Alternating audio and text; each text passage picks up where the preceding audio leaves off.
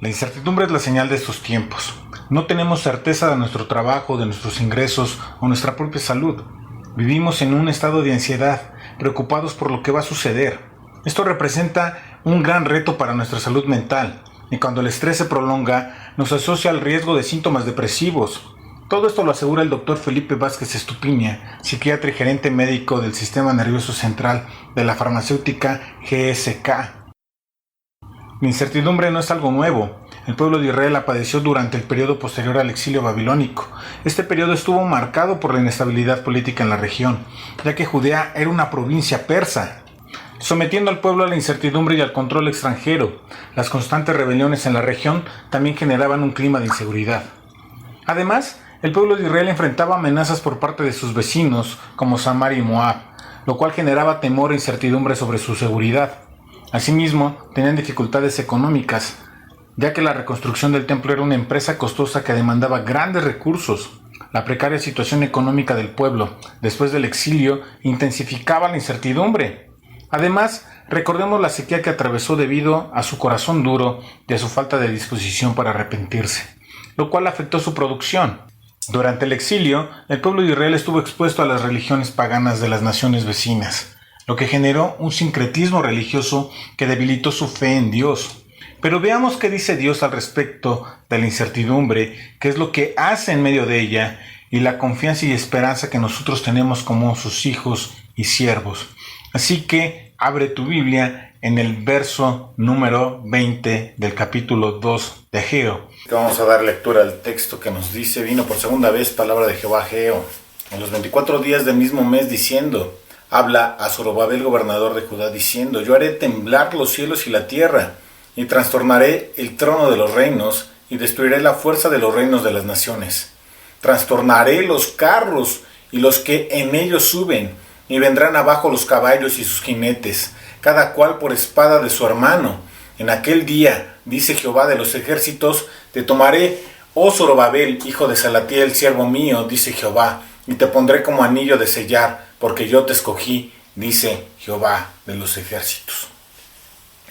Vino por segunda vez, ¿no? ¿Palabra de qué? De Jehová a Ageo a los 24 días del mismo mes, diciendo. Y aquí vamos a descomponer el verso, ¿no? Nos dice: vino por segunda vez palabra de Jehová a Ageo. Esta parte del verso nos está indicando que el mensaje que sigue proviene directamente de Dios, ¿no? Y está resaltando su autoridad y la conexión directa entre el Señor y el profeta Ageo, ¿sí? Y esto es algo que debemos de tener muy claro. El hecho de que sea la segunda vez que viene palabra sugiere una continuidad en la comunicación de parte de Dios. Y esto nos está mostrando la importancia y la seriedad del mensaje. Aquí se especifica el destinatario del mensaje, ¿no? El profeta Ageo. Y esto destaca el papel del profeta como intermediario entre Dios y su pueblo, ¿no? A él le habla primero y él luego se lo comunica al pueblo de Dios, mostrando que es pues el receptor directo de la revelación de parte de Dios y que está siendo utilizado como un instrumento para transmitir el mensaje a quien, a toda la comunidad, a todo el pueblo de Israel. Y continúa diciendo: a los 24 días del mismo mes. Y esta parte del verso nos está proporcionando una fecha que es específica para el evento. De hecho, la precisión en la fecha sugiere la importancia del tiempo en el plan de Dios y cómo puede tener esto un significado, ya sea simbólico o histórico, en el contexto del pueblo de Israel. Y podría estar relacionado con eventos anteriores o futuros o marcar un momento crucial en el cumplimiento de la voluntad de Dios, ¿sí? Pero lo marca de una manera clara. Y continúa diciendo, y esta palabra indica que lo que sigue es el contenido del mensaje de parte de Dios, ¿sí? Este fue entregado a Ageo y Ageo se lo entrega ahora al pueblo y está sirviendo como una introducción al mensaje mismo, señalando que sigue la comunicación directa de Dios, ¿sí? Y esta palabra también está enfatizando la autoridad y la autenticidad del mensaje. Está indicando que lo que sigue es la misma palabra de Dios.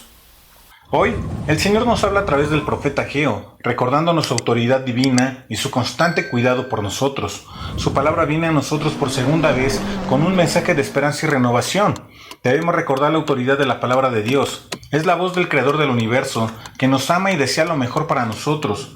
Sus instrucciones son perfectas y nos guían hacia el camino de la vida eterna.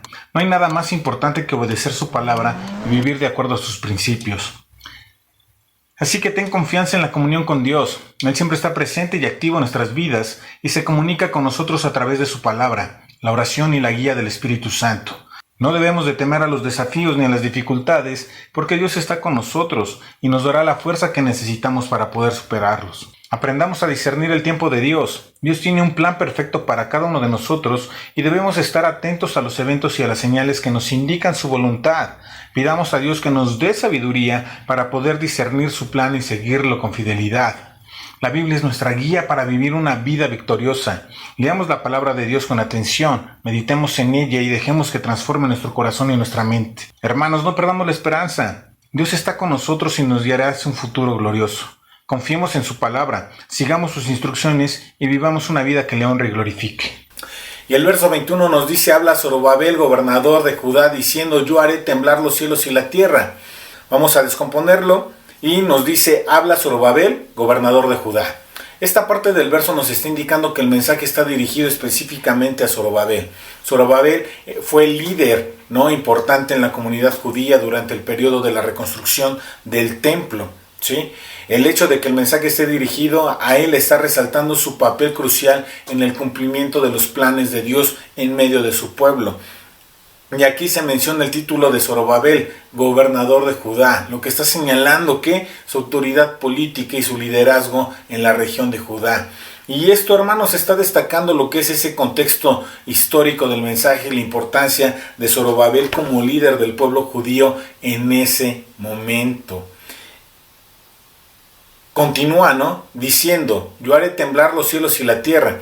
Y esta expresión introduce el contenido específico del mensaje que se dará a Zorobabel. Y esto está indicando que lo que sigue es una comunicación directa de Dios para él, ¿sí? A través del profeta Ageo. Estamos nosotros viendo que es una invitación para que Zorobabel preste atención y que escuche atentamente lo que Dios tiene que decir. Esta es la declaración central del mensaje de parte de Dios. Dios afirma su poder y su soberanía sobre toda la creación al declarar que hará temblar los cielos y la tierra.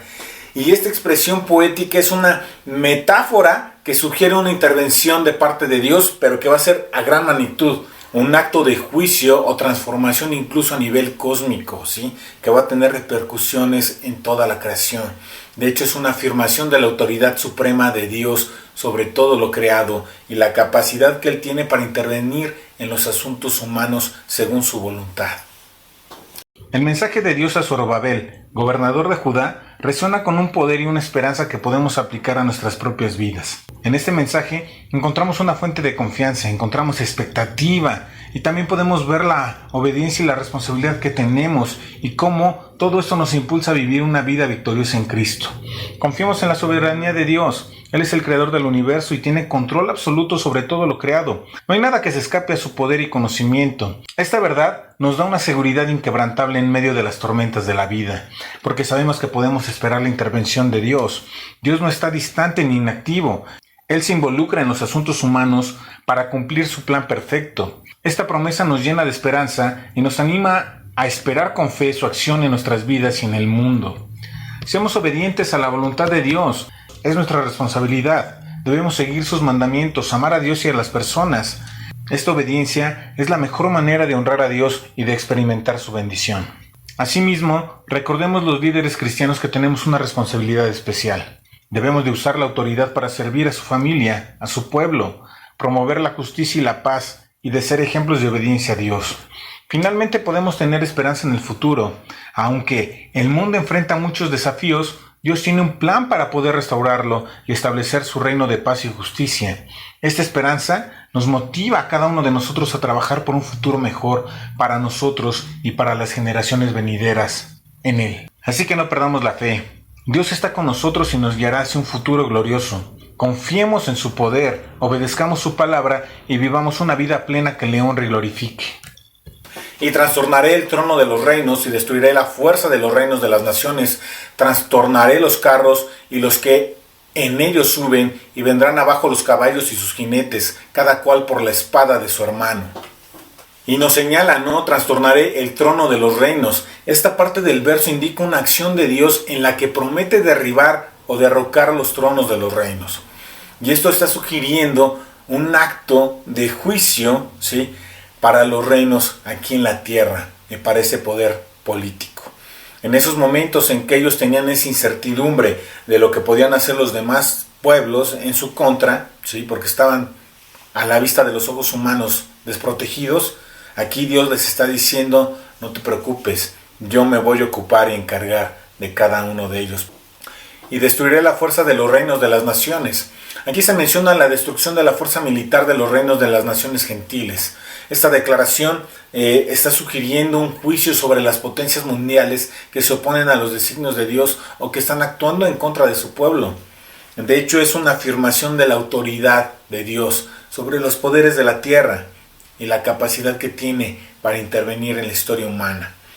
En pocas palabras, Dios toma pleno y absoluto control y les está declarando que Él va a cumplir sus propósitos y que ellos no tienen nada que temer.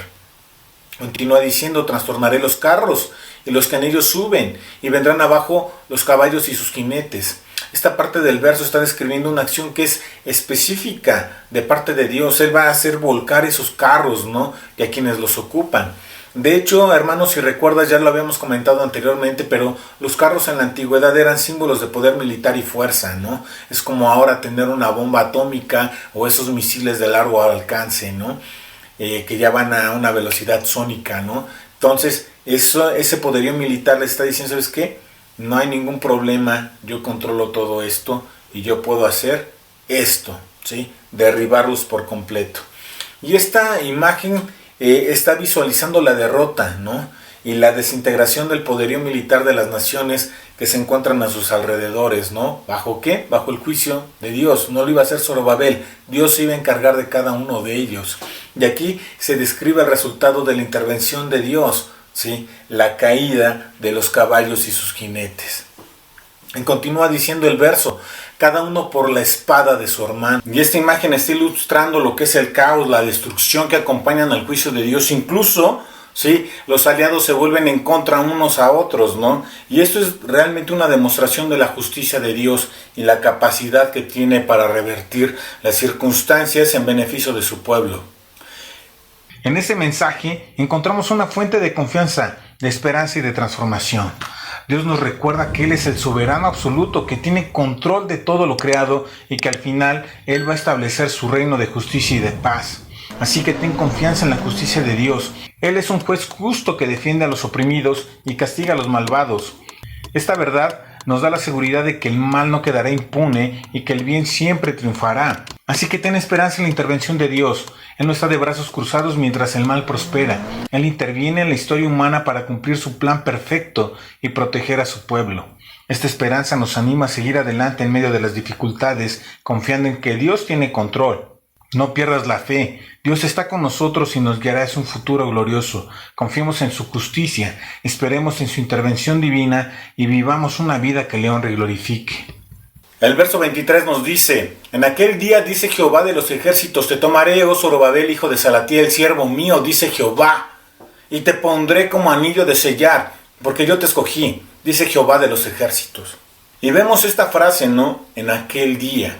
Y esta frase introduce un momento que es futuro o un periodo de tiempo que es específico en el cual se va a cumplir lo que se va a declarar a continuación, ¿sí? En el contexto profético, aquel día suele referirse a un momento de juicio o de intervención de parte de Dios, así como también puede indicar un tiempo de restauración y de bendición. Dice Jehová de los ejércitos.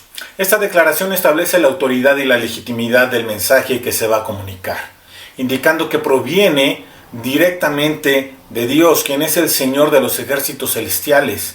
Es una afirmación que es solemne, que está subrayando la seriedad del mensaje y la importancia de obedecer las instrucciones de parte de Dios.